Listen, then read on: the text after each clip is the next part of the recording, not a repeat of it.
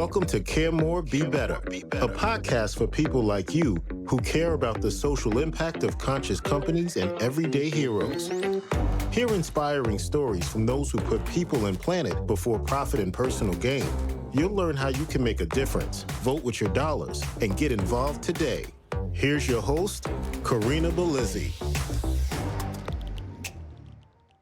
Now, if you're a foodie who cares about the environment, you are in for a treat today. I'm joined by Mark Easter, an ecologist and researcher in academia and private industry since 1988. As a greenhouse gas accountant, his mission is to understand how greenhouse gases move into and out of soils and plants, on farms and ranches. He's traveled globally to collaborate with farmers, ranchers, researchers, and foresters to learn how people grow food and fiber to make agriculture healthier and less damaging to our climate. He's here today to connect these many dots as we explore his new book, which is The Blue Plate, A Food Lover's Guide to Climate Chaos, published by Patagonia Press. It is out as of September 18th. With that, Mark Easter, welcome to the show. Hey, Corinna, it's great to be here. Thank you. It's so good to see you again. Now, I had the pleasure of interviewing you once already on my other podcast, Care More, Be Better. So today we're going to dive in a little deeper. And because you're on Nutrition Without Compromise, I decided to resurrect one of my earliest questions as I launched this show. I used to ask every guest, what does nutrition without compromise mean to you? So with that. Yeah, that's a great question. For me, food is just so personal to all of us and to me, and it's hard to think about compromising when it comes to good taste, what we want to, present to our families and to our friends and, colleagues if we're hosting a party or something like that. And I want the food to really be a reflection of me and my family and what my values are. And so when I think about food, I think about really trying to focus on, those values, and whether it's eating locally or plant-based or coming from the tradition that I grew up on the Great Plains amongst, we call ourselves Dust Bowl people. And so there was a lot of food traditions that came out of that. So honoring those traditions and also the just the sweetness and the memories that come from all of that. I think that's really what comes to mind when I think about nutrition without compromise. Yeah. Well, enjoying regional treats and embracing culture sounds like a great place to start, too. While we're on that topic of names, you titled your book, The Blue Plate, A Food Lover's Guide to Climate Chaos. So I get blue, but why did you bring chaos into the title? Yeah, that's a great question. And a lot of people have been asking about that. Really, it's because we're facing a more chaotic weather systems, climate systems as the climate crisis progresses. And chaos, I think, is an operative term for a lot of farmers because they have so little control over certain aspects of, their farming and ranching operations. And that's largely introduced by the weather. There's other factors that come in related to market conditions and things like that. But ultimately, what we're trying to do is, I think through regenerative agriculture, what a lot of people are trying to do is introduce resilience into that where chaos enters the equation. And I think we also need to acknowledge that things are becoming more chaotic and pay attention to that because it's going to have an impact on our lives in so many different ways. Yeah. Well, here, having been in even the algae industry for the past roughly decade, I worked first in the space as we were growing algae in open ponds. And guess what? Rainwater introduces other species of algae. It introduces amoebas. It introduces pollutants, all of which you have to control for in some way because you want to grow a specific strain. And part of the way that we tackled that with Vaxo was to move everything indoors into a tightly controlled environment. That's not an option for a lot of the food that we grow. Sure, it might work for some microgreens and lettuces, but when you talk about grains, how do you feed the people at the same time, right? And so I think this digs into some of the content in your book because you've even compared how you grow, let's say, grains in this more regenerative capacity and the costs of that versus a more conventional way. I wondered if you could talk for a moment about that discovery and, what you've come away with. Yeah, exploring all the different stories for the different foods that come onto our plates was just so revealing to me. And perhaps the story of grains was the most personal because what I discovered was that some of my direct ancestors, people, my great grandmother in particular, was a farmer in the Great Plains. And she was involved with, just in the process of trying to make a living, was involved in producing one of the greatest flushes of carbon emissions into the atmosphere in human history. And that was the plow out of the Great Plains in order to convert it from, this fantastically rich and diverse grassland ecosystem into one of the largest agricultural complexes in the world. And it became deeply personal for me. And what I discovered there was that she had been involved in a farming practice that was extremely destructive, widely practiced then and still today. And it's this process of what we call fallow wheat, growing only wheat on the land and growing it only every other year. So intentionally keeping the land fallow, keeping plants from growing on the land for an entire year, more than a year, in order to help moisture build up for the wheat crop that would follow. And it was extremely destructive. It was profitable for a while, but ultimately the only way to prop it up to keep it going was with chemical fertilizers and other agricultural chemicals. It was the only way they could keep the system, functioning and keep it alive. And there were a lot of consequences there for human nutrition. Some of that came in with plant breeding, the push to try to produce wheat crops that maximize the amount of endosperm, the material that goes into producing white flour at the expense of nutrition and flavor and other sort of measures of quality. But where the story really pivoted for me was when I learned that on the farm where she had farmed, and where that story really pivoted for me was learning that the people who own the land now had ended that destructive practice. They were no longer growing wheat in just this fallow wheat system, that they were growing crops every year, and there was a lot more diversity on the land. And they had begun the process of restoring the soil, regenerating the system there. And it pivoted also as well, learning through the story of other farmers in the region, in particular one called Curtis Sales, who's from an area not too far, about 50 miles from where my great grandmother farmed. And he's introduced practices that are really turning things around. He had described the soil on his property as having hit rock bottom. And through the practices that he's engaged in, he's not just restoring the health of the soil and the health of the system, but he's producing much more nutritious crops for the human food that he's growing, as well as for the livestock that graze on his lands as well too, that are integrated back and are helping to restore the soil health as well too. So it's really heartening to see that, and I'm personally just delighted to see that the research lines up that show how regenerative practices, restoring the soil, improving the health of the ecosystems, drawing down carbon dioxide from the atmosphere into the soil, is also leading to healthier foods, better nutrition for people and for the livestock that we depend upon. Yeah. I mean, there's no conversation about food that can really go forward in this day and age without talking about grains, because grains are grown to feed the animals, grains are grown to create nutrition for humans around the globe. And, one thing I've always remarked on is the fact that astronauts, when they go into space and they look back and they see this bright blue marble and the expanse of nothingness around it, they often come away with the sense that our planet is essentially an oasis.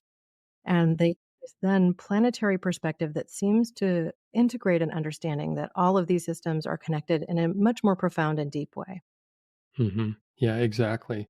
That was the inspiration for calling the book The Blue Plate, that spinning blue marble that the Apollo astronauts first saw, the first humans to see it in the photographs that they sent back, brought back with them from deep space and the moon explorations. To see that and recognize it as home, and also how just incredibly fragile it appears to be, and so incredibly beautiful as well too. Yeah, I mean, I often think on that and then wonder how might we help change the perspective of more people with while their feet are firmly planted on this beautiful blue planet to help them understand that greater perspective, because I think so much of what we end up arguing about when it comes to our global food systems and whether climate change is real and, you know, subsidizing certain crops and not really thinking about other crops at the same time, it kind of circles back to this one challenge of not really seeing everything we have here as an integrated system. So I wondered how your work with this book and otherwise might help people along the way, invite them perhaps to think a little bit more beyond the blue plate to the blue planet. Hmm. Well, that's really part of the hope. One of the hopes, many hopes that I have for the book is that it can offer perspective there that goes beyond just climate change, but also makes things personal for people. And I think one of the things that's so interesting about the climate crisis today is that whereas as a population, and it's not just here in the US, but it's around the world, whereas people may be divided about the causes and the potential consequences of burning greenhouse gas emissions and creating the climate crisis, we are pretty united around the solutions. People are excited about converting from burning fossil fuels to using wind and solar and geothermal as alternatives to that. And people are generally excited about pivoting to electric transportation and away from other forms of heating our homes and getting around. Um, and we're starting to see the same thing with food that I think is so interesting.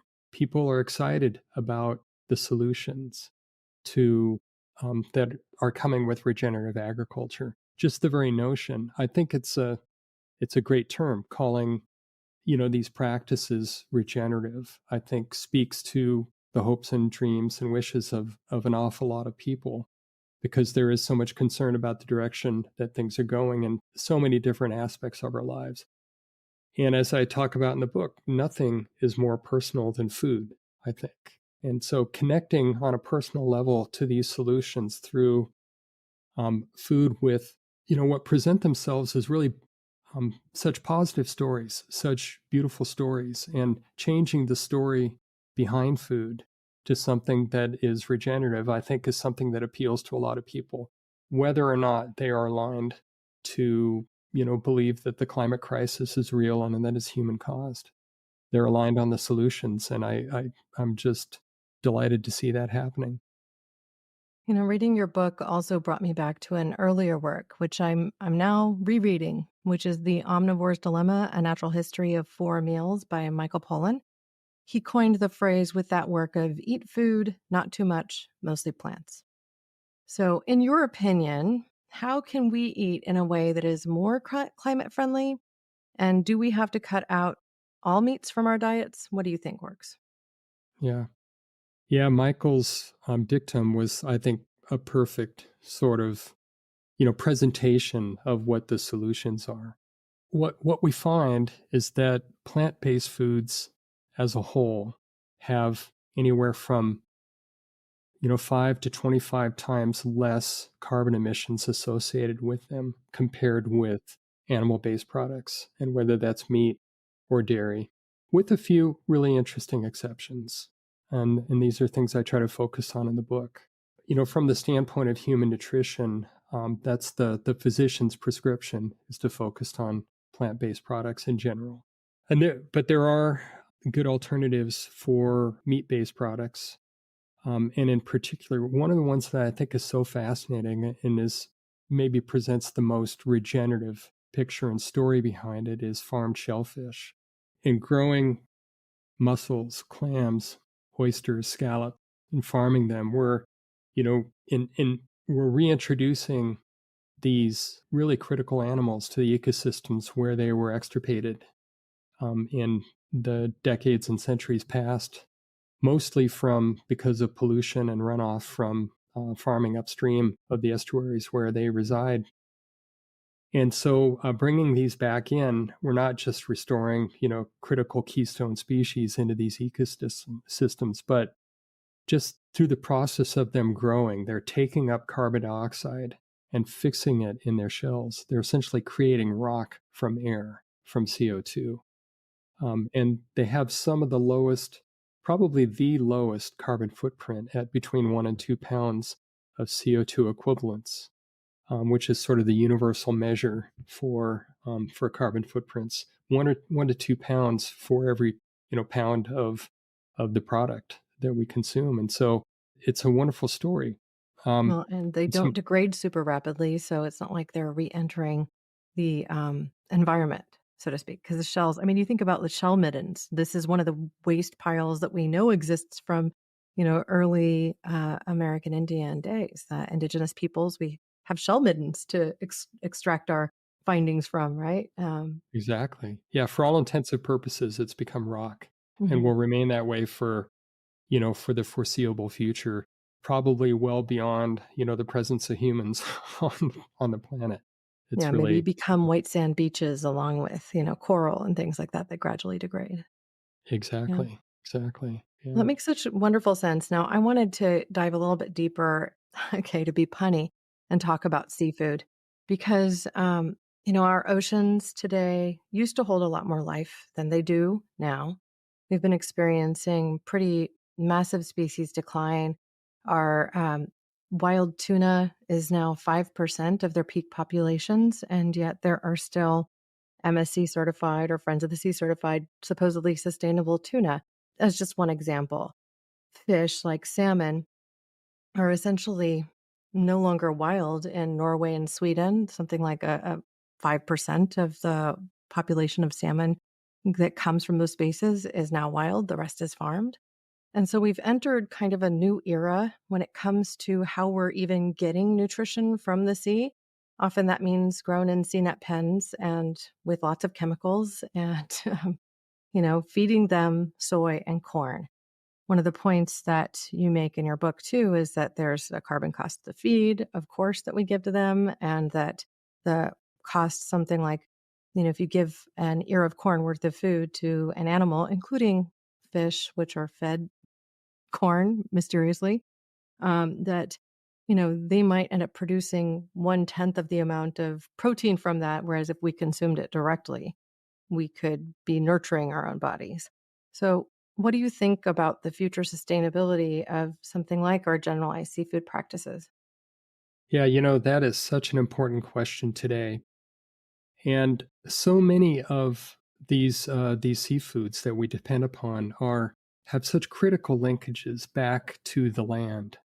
And in the case of salmon, we know that salmon, part of their life cycle is they swim up rivers and then they spawn, and then the adults essentially donate their bodies back into the ecosystem to feed, their offspring that are, you know, develop as eggs and then eventually hatch and then live in the river for maybe a year or two before going back out to the ocean again. And what we found, I think, is so fascinating is that the forests and the salmon are just critically linked, and the health of those forests are intricately tied to the presence of the salmon.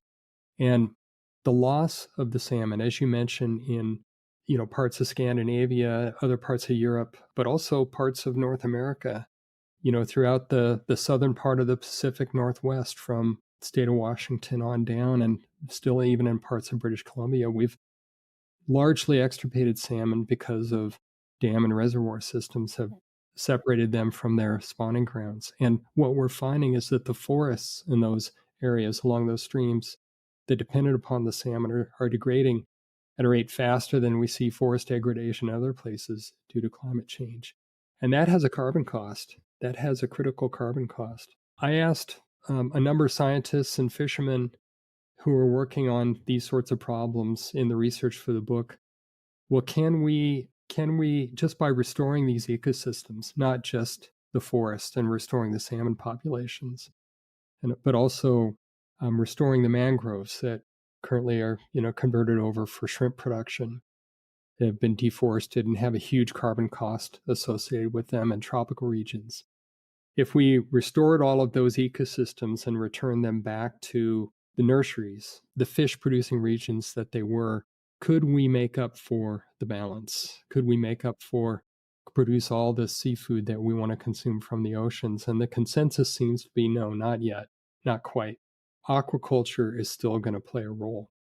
And I think that's where alternatives, the sorts of things you're talking about, algae production, being able to produce foods that the fish are more aligned with what the fish are used to consuming rather than corn and soybeans. Feeding off of algae, or there's a push now to use food waste to grow insects that are more aligned with especially salmonids like salmon and trout and other related fishes, to feed them with those sorts of things that are going to be better for them nutritionally. I'm all in favor of those kinds of solutions, and I think there's just so much of a positive future for that sort of thing going forward. Yeah, I mean, now you're speaking to some of the things we did before we were ready to come forward with human nutrition with ORLO. In Vax's early days, I think our first products were supplying aqua feed, but that's the parent company for ORLO. We're growing all of our own algae as well as spirulina in Iceland using, as you mentioned earlier, geothermal energy. So there are very few places on the planet where you can really capture only green energy, move everything indoors, and be able to produce something in a carbon neutral way. And that's something that we're working to do. I've been an advocate my whole career in the natural products industry for omega 3s because they are so powerful for people's nutrition. And today, people still think, oh, well, I'm going to eat my salmon and get my omega 3s. But they don't understand that salmon feed these days is mostly corn and soy. So their levels of omega 6 to omega 3, the ratio is off, and they're not necessarily the best source for that anymore, sadly. It's also sometimes tough to tell what's farmed versus what isn't, because something will be labeled, for instance, Atlantic salmon. Well, all Atlantic salmon is farmed. So, but it sounds like it's the ocean, right? It just doesn't say wild. So I think getting people to think a little bit more deeply on those things, if they're looking for a supplement of omega 3s, perhaps they'll consider algae as opposed to fish oil, and they could support themselves with ORLOs, which is more bioavailable anyway, because it's in the polar lipid form. It's such a big challenge to tackle. And I know there are other resources out there too, in addition to your book, which also artfully explains what fish are more responsible than others. I had known that farmed shrimp were problematic, but I didn't realize how much so. That's the big bar on this chart that I'm showing on the screen right now from page 149, 148 to 149. You have this bar that essentially shows the impact deforestation to farm them has had. So you're integrating an understanding of not only the changes we've made to the environment to be able to farm them, but then also the processing, the fuel, the feed, and the waste and all of that to really ascertain where we are. And interestingly, you see wild salmon and farmed salmon had close to the same footprint, which I was a little surprised by. But, you learn something new every day. That was one of the most, about shrimp there, that was one of the most, frankly, shocking findings that I came across in the book, in doing the research for the book. And it really goes back to the ecosystem where shrimp are mostly farmed in, and that's coastal mangroves. And as we're learning in it, this has just been a relatively new finding to the scientific community, that mangroves are some of the most carbon-rich ecosystems on the planet. They, on average, they have, their carbon stores are comparable to redwood forests and other, of the great, wonderful forests of the Pacific Northwest and other temperate rainforests.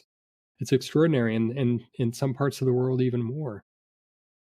And it's also, I think, incredibly ironic that we're finding that these tropical mangrove systems are some of the most critical nurseries for wild fisheries in the world.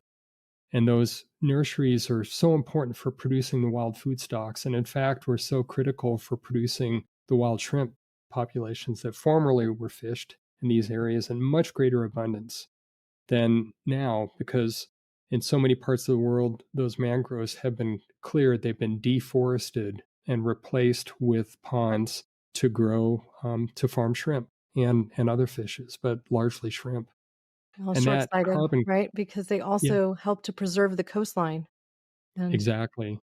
We're finding that mangroves are so important to protect the communities that are inland. Exactly, protect the coastline from sea level rise and storms, the increasingly intense storms that we're experiencing these days. And so, yeah, it's restoring that, and restoring the focus on the role that native ecosystems can have in producing those foods, but also moving aquaculture into sustainable systems away from these where we're essentially raising existing ecosystems in order to replace those ecosystem services with human engineered services. We've got to be a whole lot more thoughtful about that going forward. wow. Well, another thing I was hoping we could kind of close out this conversation as we prepare for this last section of the interview is really to talk about the hopeful side of your research and where things have really revealed themselves to be possible contributors to dampening the emissions curves that we've seen and that ultimately are part of the solution as opposed to part of the problem. So we already know like we need to restore the mangroves and maybe cutting down forests to make land for for grazing or monocropping is probably not the best thing. But who's doing it right and what can we learn from them?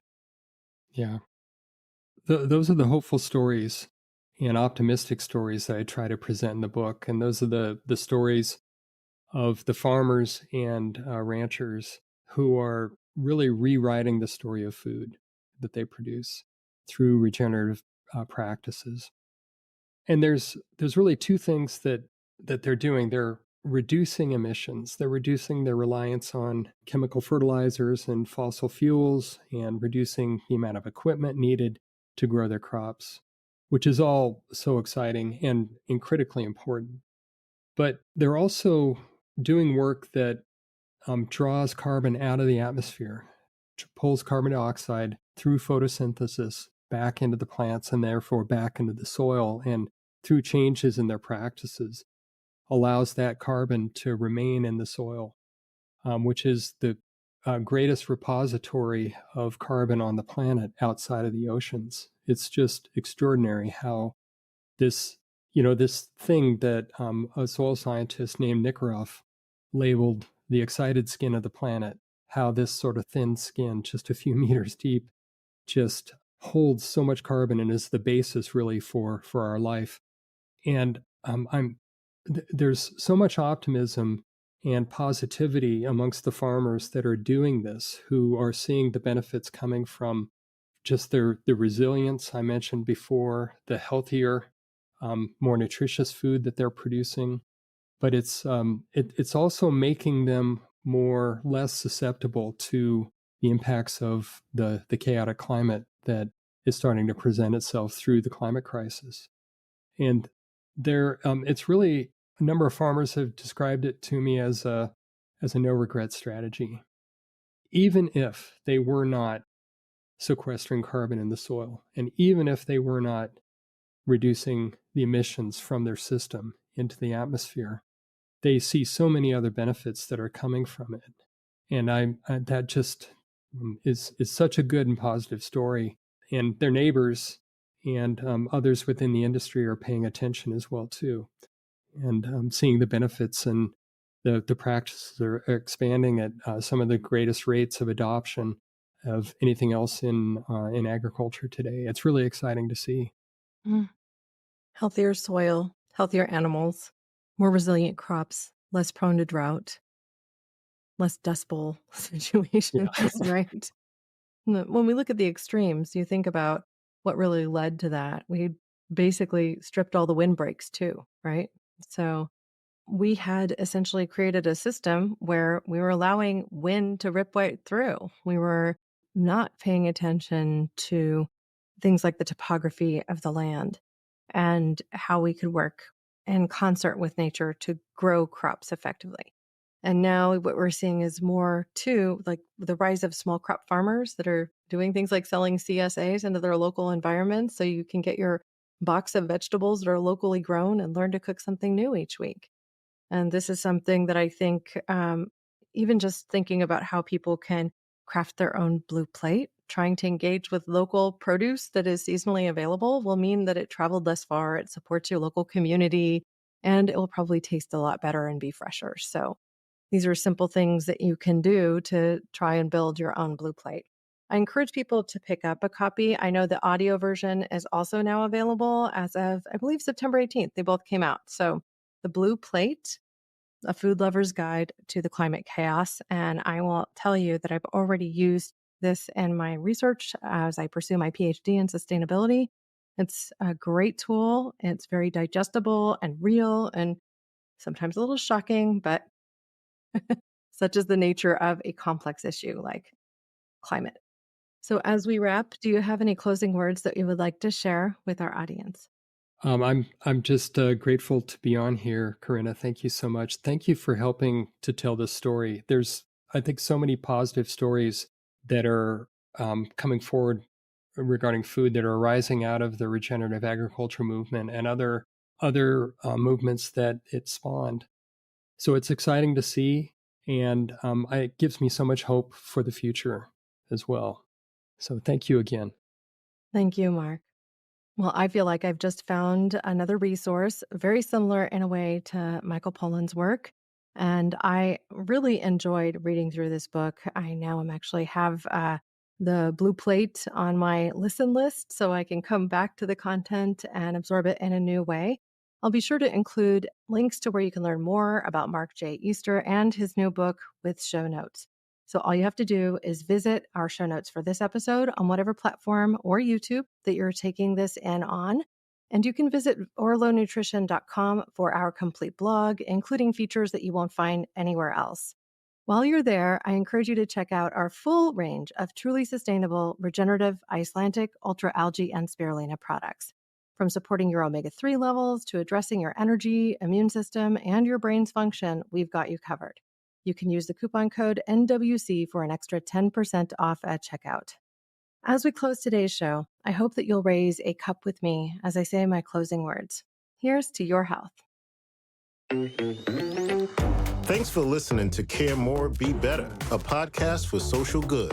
To make sure you never miss an episode, subscribe, rate, and review wherever you listen to podcasts. And share with your friends to help us reach more people and spread more social good.